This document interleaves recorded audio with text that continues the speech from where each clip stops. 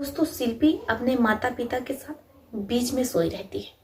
पूरा परिवार एक ही बेड पर सो रहा होता है। रात का 12 बजता है। जैसे ही रात का 12 बजता है, शिल्पी के पिता प्रभास वो उठते हैं, अपने कपड़े निकाल देते हैं।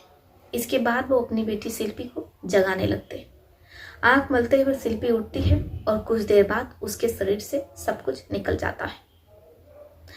पिता और बेटी अपनी माँ के बगल में ही एक दूसरे के साथ संबंध बनाने लगते हैं। तभी शिल्पी की माँ रंजना की नींद खुल जाती है। लेकिन जब वो अपनी बेटी को अपने ही पति के साथ ये सब कुछ करता हुआ देखती हैं, तो वो अपने पति को कुछ नहीं कहती, ना तो अपनी बेटी को। इधर पिता जोर लगा रहा होता है और बेटी तरह तरह की आवाजें निकाल रही होती है। कई घंटे तक शिल्पी और प्रभास दोनों एक दूसरे से ये सब कुछ करते हैं।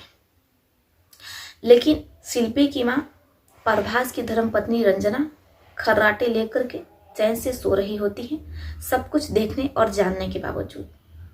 अब आप भी सोच में पड़ गए होंगे कि भला ये कैसी माँ है जिसके सामने ही उसकी बेटी के साथ उसका पिता इतना कुछ कर रहा है, इतने गंदे काम कर रहा है, और वो अपनी आंखों से सब कुछ देखने के बावजूद खर्राटे लेकर के आराम से चैन से सो जाती है। ये कैसी माँ है, आपके मन में सवाल उठ रहा होगा। और ये कैसा पिता है जो अपने ही बेटी के साथ ऐसे काम कर रहा है। लेकिन जब आप पूरी कहानी सुनेंगे तो आपके होश उड़ जाएंगे, आप दांतों तले उंगलियां दबा लेंगे। आज से पहले आपने कभी भी इस प्रकार की कहानी नहीं सुनी होगी, और आपको इस कहानी से जो जानकारी मिलने वाली है शायद आज से पहले आपको नहीं थी। हम आपको पूरी कहानी सुनाएंगे, इस रात से भी पर्दा उठाएंगे। लेकिन उससे पहले हम आप लोगों से कुछ कहना चाहते हैं। हमारा चैनल नया है, आप लोगों के प्यार की, सपोर्ट की बेहद ज़रूरत है। अगर आप लोगों ने अभी तक हमारे चैनल को सब्सक्राइब नहीं किया है तो कर लीजिए। साथ ही कमेंट बॉक्स में आप लोग अपने शहर का नाम भी लिखिए, ताकि हमें पता चल सके हमारा वीडियो कहाँ से देखा जा रहा है और कहाँ तक पहुँच रहा है। कुछ दोस्तों ने अपना नाम लेने को कहा था। जिला बलिया से अफरोज खान, संदीप मौर्य, आकाश, रीप सिंह, अजय वर्मा, अंजलि, रिया कुमारी। मुंबई से रक्षी खान, चंचल, आफरीन, सुरैया, गजाला बानू, नेहा सिद्दीकी, उर्फी। आप सभी का कमेंट करने के लिए दिल से धन्यवाद। ऐसे ही आप लोग हमें अच्छे अच्छे प्यारे प्यारे कमेंट करते रहिए। जिन दोस्तों का नाम मैं अपनी वीडियो में नहीं ले पाई, मैं पूरी कोशिश करूंगी कि उनका नाम मैं अपनी अगली वीडियो में ज़रूर लूँ। साथ ही दोस्तों, अगर आप हमारा किसी भी प्रकार से सहयोग या मदद करना चाहते हैं तो हमारी वीडियो के नीचे सुपर थैंक्स का बटन होता है, जहां पर जाकर के आप हमारी मदद या हमारा सहयोग कर सकते हैं। तो चलिए बने रहिए हमारे साथ अंत तक। प्रभास जो कि ठेले पर फुल्की लगाने का काम करते हैं, उनकी धर्मपत्नी रंजना भी अपने पति के साथ फुल्की बेचती है। 3-4 महीने तक तो प्रभास के जीवन में सब कुछ अच्छा रहता है, अच्छी खासी बिक्री हो जाती है। लेकिन कुछ समय बाद प्रभास की फुल्की बेचना बंद हो जाती है। प्रभास जिनके पास एक फूटी कौड़ी नहीं बचती, क्योंकि जितना भी उनके पास पैसा था वो अपने इस बिजनेस में लगा देते हैं। लेकिन ये बिजनेस प्रभास का असफल होता है। अब प्रभास को अपने परिवार की, अपनी धर्मपत्नी की चिंता सताने लगती है। उन्हें कुछ समझ में नहीं आता है कि वो करें तो क्या करें। इसलिए प्रभास अपनी पत्नी रंजना के कहने पर मोमोज बनाना सीख लेते हैं और फिर वो उसी ठेले पर मोमोज बेचने लगते हैं। देखते ही देखते प्रभास का मोमोज का ठेला पूरे शहर में तेजी से वायरल हो जाता है, क्योंकि प्रभास कुल्हड़ वाले मोमोज बेच रहे होते हैं। ऐसे में जो कोई भी सुनता कुल्हड़ वाले मोमोज, तो वो प्रभास के ठेले पर कुल्हड़ वाले मोमोज खाने जरूर आता। ऐसे ही 1 साल का समय बीत जाता है। 1 साल में प्रभास शहर के सबसे पॉश इलाके में अपना एक फ्लैट ले लेते हैं और उसमें ही वो अपने परिवार को लेकर के रहने लगते हैं। प्रभास की 2 बेटियां रहती हैं, 1 बेटा रहता है। बेटा जो कि हॉस्टल में रह करके पढ़ रहा होता है अपनी बहन के साथ। प्रभास की सबसे छोटी बेटी शिल्पी, जो कि अपने माता पिता के साथ घर में ही रह रही होती है। सब कुछ कुशल मंगल रहता है।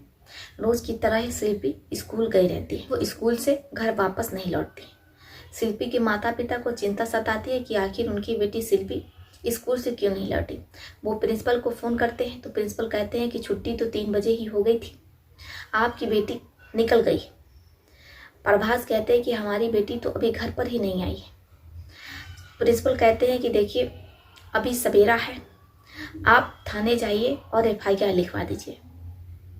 ऐसे में अगर आपकी बेटी के साथ कुछ ऊंच नीच हो गई तो फिर उसकी शादी कैसे होगी। प्रभास बहुत डर जाते हैं और वो थाने जाते हैं, अपनी बेटी की गुमशुदगी की FIR लिखवाते हैं। लेकिन पुलिस प्रभास का मजाक उड़ाते हैं और वो प्रभास की FIR नहीं लिखते हैं। प्रभास को कुछ समझ में नहीं आता है कि वो करें तो क्या करें, इसलिए वो SDM ऑफिस पहुंचते हैं और वहां पर पूरी बात बता देते हैं।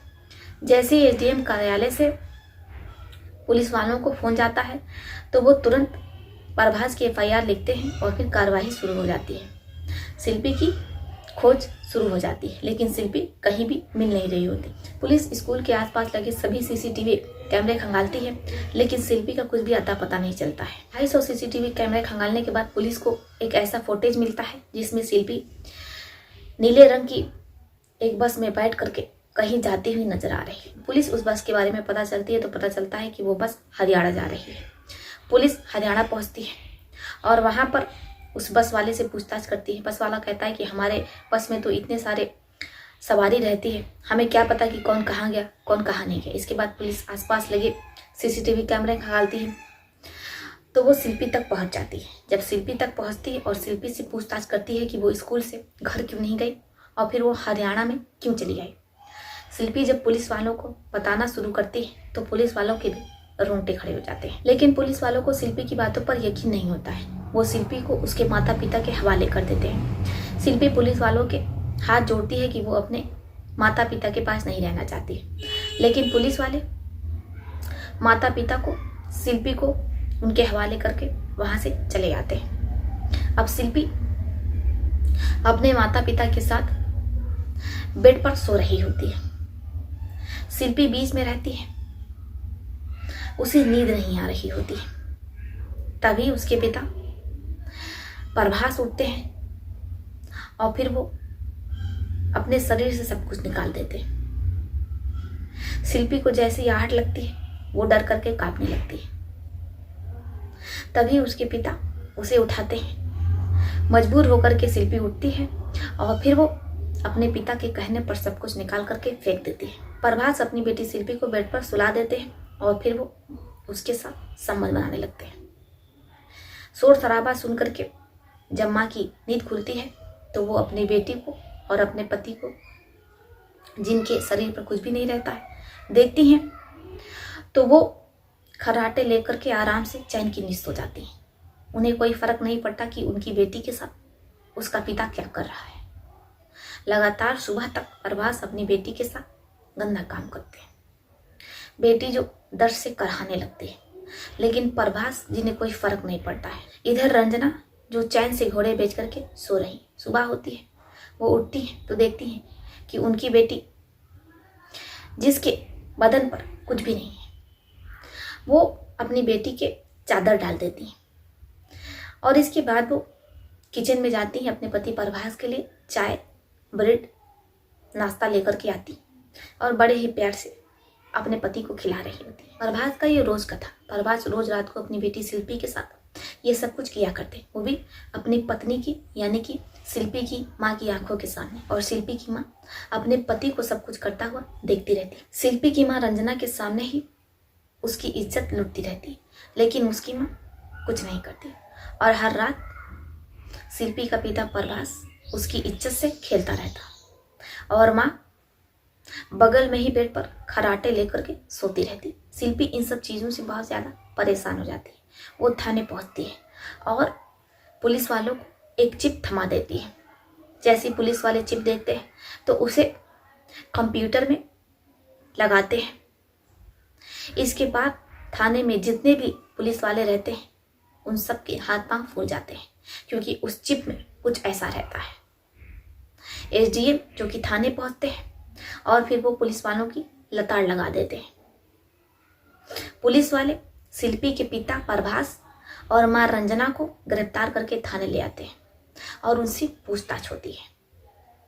शिल्पी की मां रंजना जब बताना शुरू करती है तो पुलिस वाले हैरत में पड़ जाते हैं। रंजना हाथ जोड़ लेती है और पुलिस वालों से कहती है, इसमें हमारे पति की कोई गलती नहीं।